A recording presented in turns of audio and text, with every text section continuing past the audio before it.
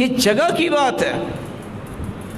مہنگے ترین جو ہیں وہ پلازوں کی طرف آپ چلے جائیں، آپ کی قسمت میں یہ نیکی نہیں ہو سکتی. یہ قسمت میں نیکی ہوگی تو مسجد کی طرف آنے سے ہوگی. تو میں عرض یہ کر رہا تھا، نیکی بڑھتی ہے اس شخصیات کی بڑھتی، ہر ایک کی نہیں بڑھتی. کچھ جگہوں کی نیکی اللہ تعالیٰ بڑھاتے ہیں، ہر جگہ کی نہیں ہے.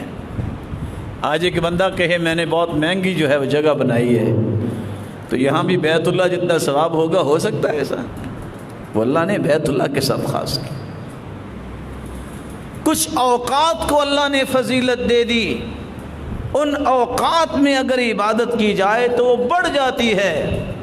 12 مہینے ہیں، لیکن رمضان کے اندر اللہ نے لیلۃ القدر رکھی ہے، اور فرمایا لیلۃ القدر خیر من 1000 شہر.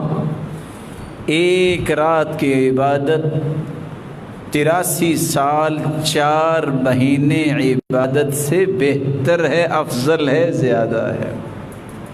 اب کون ہے جس کی 93 سال 4 مہینے عمر ہوگی، 10 سال میں اس کی نماز فرض ہوئی، اتنی عبادت کرے تو ایک رات کی عبادت 83 سال 4 مہینوں سے افضل.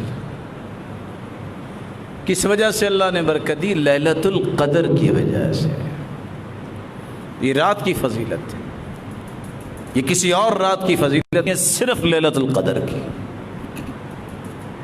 عمرہ آپ سارا سال کرتے ہیں، کر سکتے ہیں، لیکن فرمایا فإن عمرة فی رمضان تعدل حجة او حجة معی.